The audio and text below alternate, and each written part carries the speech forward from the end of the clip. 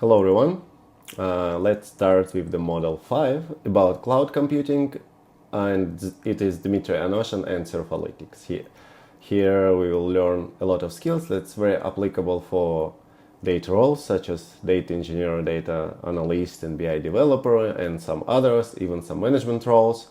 And this particular model, despite the fact it has number 5, it actually could be go a separate model because before Surfalytics, and I'm still doing it part-time. So I was teaching cloud computing in University of Victoria. So it's based in one of the top universities in British Columbia. And I had 6 weeks course for the students about cloud computing with partnership with Microsoft, and it was a very long course. So this model is basically summary, what's the most important skills you need to know, and we'll start from theory behind the cloud computing, a bit of history, and also do a lot of hands-on. Nowadays, obviously, a lot of solutions for data analytics, machine learning, and generative AI applications is built in the cloud. And that's why it's really good skills nowadays to know. And another interesting thing, because maybe 20 years ago, the default skills everyone has to know was Microsoft Excel, knowing how to use Microsoft Word, PowerPoint, and Excel spreadsheets. So nowadays, I think it is cloud, and probably we're moving towards like everyone should know a bit of AI skills, how to do the prompting, how do you work with the AI, and so on. But cloud is also a very basic skill, and it must have to know. That's why I hope those models, those lessons will help you to know and learn just enough cloud. And this particular lesson we'll talk about cloud jobs and certification. We'll talk about certifications, and by certification I'm mostly interested into learning materials and trainings and workshops, because usually the best trainings coming from the vendors. That's why we can leverage them a lot, we can get a lot of skills, but we don't need to actually pass the exam, because nowadays no one really care do you have the certificate or not, and it's very easy to fake it. Okay, let's get started. We will start as usual from the quote. The capacity to learn is a gift, the ability to learn is a skill, the willingness to learn is a choice. So it was said by Brian Herbert, the author of multiple New York Times bestsellers books. And that's true.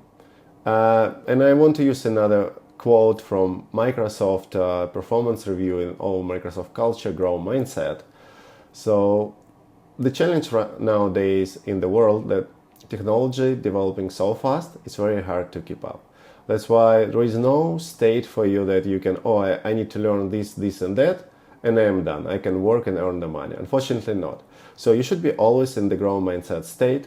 It means you're just learning, you just keep going. So learning is a part of your job. As soon as you realize how it works and that you need just to learn everything, all new concepts, all new things, and try yourself and embed it in your daily routine, the easier will be for you. Especially because the work and the career is not the marathon, is not a sprint, it is marathon.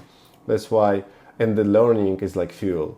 You can learn business things, you can read the business books, you can learn technical things. Now, obviously, you need to learn AI. So just keep going and learning. I will do my part with Surfalytics to make sure you just have just enough skills and knowledge to succeed and have your foundational. Especially this will be very helpful if you're new in the cloud. If you're already experienced with the cloud, you maybe just browse and skim it really quickly, don't need to do any tutorials.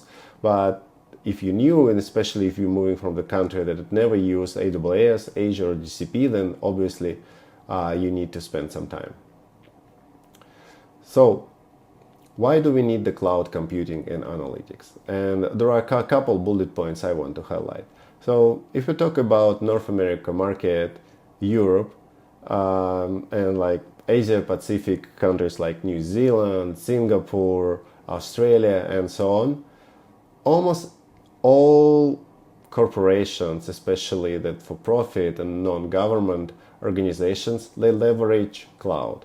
And it might be AWS if it's more or less like traditional enterprise or fintech sector. It might be Microsoft Azure, or very often it could be GCP.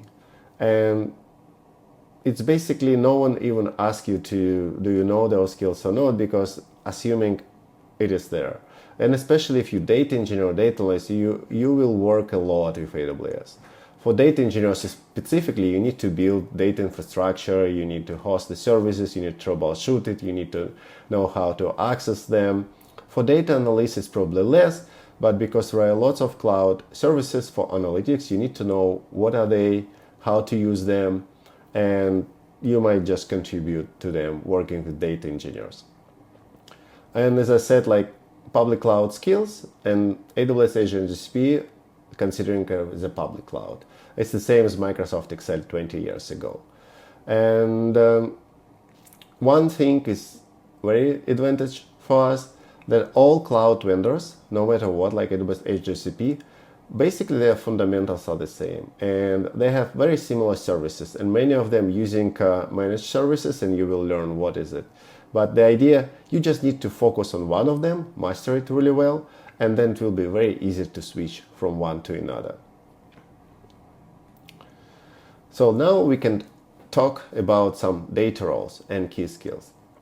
So as you know from the model 1, usually we can start from data analyst and BI developer. So they don't build any services, and they already used available infrastructure that was built by data engineer or DevOps engineer. And in addition, they have limited permissions to change. They mostly like have read permissions. And what key things they can do? They can navigate UI. They might use CLI, might not. And using CLI is advantage. That's why the whole model 0 about CLI, Git, and Docker containers, it's not something that you really need when you start, but I believe this is huge advantage. That's why I want that everyone invest time from the day one and just use it in your daily routine.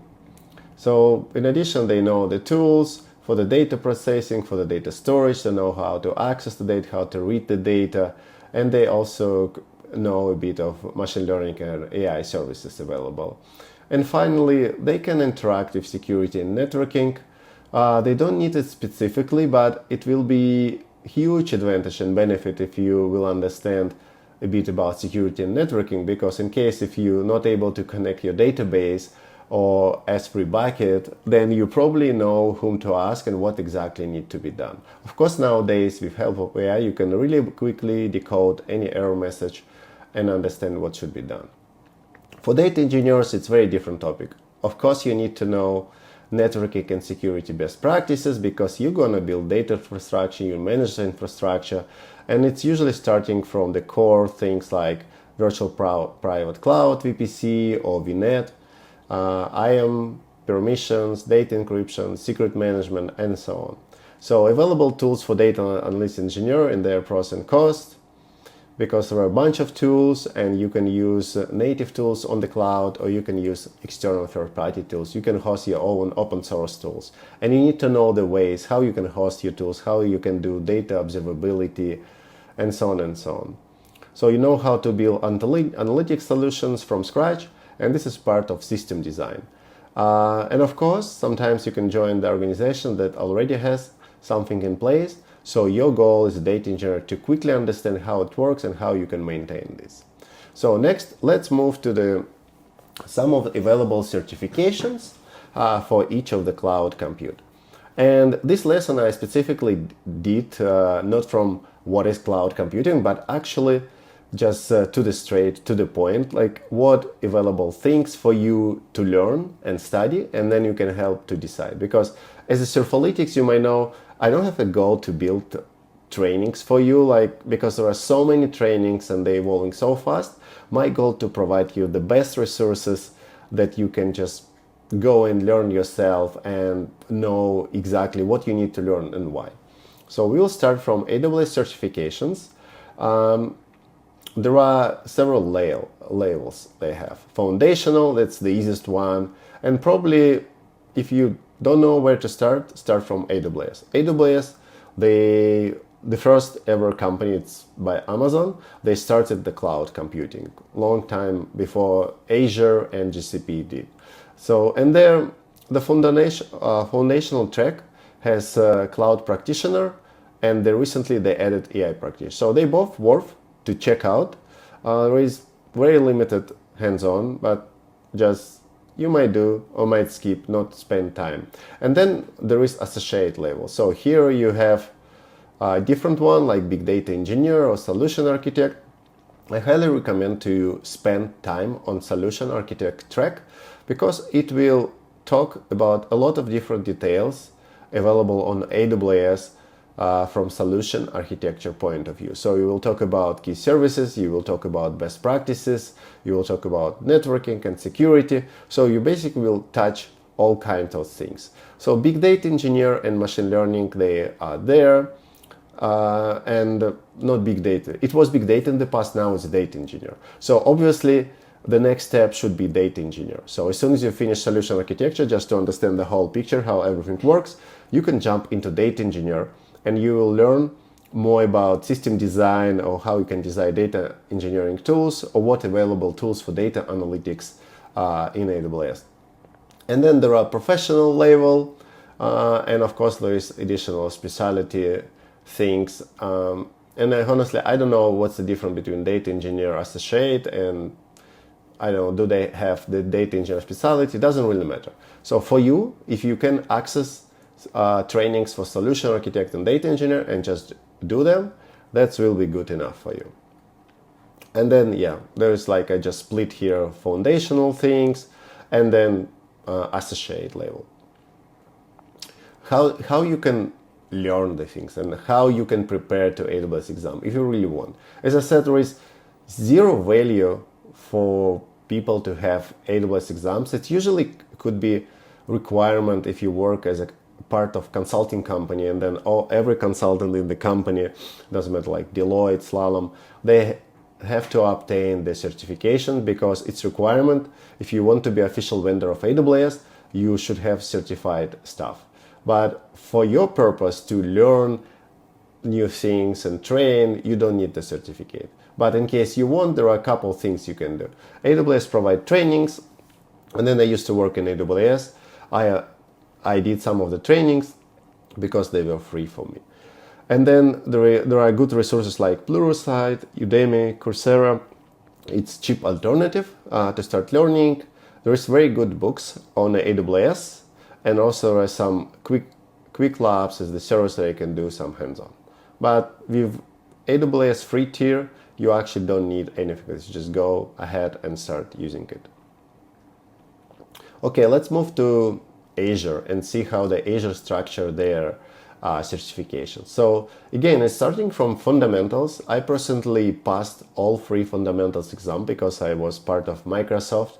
It was free, it was easy, and I almost didn't do anything specific. It's very easy. So it's Azure fundamentals, Azure data fundamentals, and AI fundamentals. All of them can give you information about what services available and then specifically for the topic they cover it. And then there are associate one, so you probably need to do only data engineering one. And I think they also in Azure they have Power BI specific exams. So what you can do, AWS provide a lot of free resources on their websites to read and watch the videos. They have official trainings, and then again the Pluralsight, Udemy, and Coursera. And in the past I also used edX, so they all have free trainings. And the last one is a Google Cloud. So Google Cloud has the same levels. They have foundational, associate, and professional. So you, as usual, can skip the foundational one and move directly to associate certification. But you don't need all 3, AWS, Azure, and AWS. You need just one of them. And this is the key thing you need to consider. Just focus on one thing and practice this. And if you think how you need to manage everything, because you need to learn SQL, you need to do the pet projects, you need to do maybe Python and Git and Docker. So I would consider learning AWS as a side track, and it just need to be going the same. Assuming you're just starting, you will practice daily SQL, you will learn AWS daily, and maybe working on the overall models about database, BI, and ETLs, and working on the pet projects. But cloud computing should go by itself, and SQL or Python. You don't need to do SQL and Python together. Of course you might, But first, you need to really master the SQL, because the thing is, if you want to build pet projects that's very close to the production, you're going to build them either in AWS, Azure, GCP, and that's why you need to have enough knowledge to be comfortable with those services. And the way how you can study Google, so of course there are very good books. There are Udemy course by Dan Sullivan, that's probably the best, and the same Coursera Quick Labs. So, and finally, do we need actual cert? No, we don't. Because there is funny story with my experience in the past. I did all the trainings for solution architect. I tried to pass the exam. I failed it, and I was lazy to start again mastering, because I understood how the AWS works, and I did a bit of building AWS services and so on, but unfortunately I missed the bar on the exam, and I failed. So what usually people do in this case? They keep going, learning, study. They need to memorize a lot of useless information to pass the test. So I basically just added AWS Solution Architect certificate into my resume. No one ever asked me about this exam. Is it real or not? Do I have it or not? It's useless information. So don't think about cert itself. I used to know one guy, in Victoria, BC, he had over 100 of certifications, a lot of them from agile, project management skills, analyst skills, and so on. Zero value. This guy was working in a government job as an analyst with small salary, maybe twice less than mine in Amazon, and with zero. Maybe you're enjoying, maybe it's your hobby, it's fine. But if you think there is correlation between number of certificates you have and amount of money you get or promotion, there is zero correlation. So if you want the promotion, it's more about politics. It's nothing about your delivery, about your knowledge. It's just the politics, how you can listen to your manager, how you be comfortable, how you can flexible, and so on and so on. Nothing about your delivery, your ability to deliver, quality of your technicals. Of course, it's required, but it's not in the first order. Anyway, that was theory, and next we will move to the next lesson. So we don't want to do anything with hands-on. Still, in this lesson, just give you a brief overview about available learning information that you might consider. And if you join the Surfalytics, we basically recommend everyone start from one or another AWS cloud, like AWS trainings and specialization, or you might go with your own, doesn't really matter, but you need to go them. So it's really good to have. That's it. Thank you, everyone.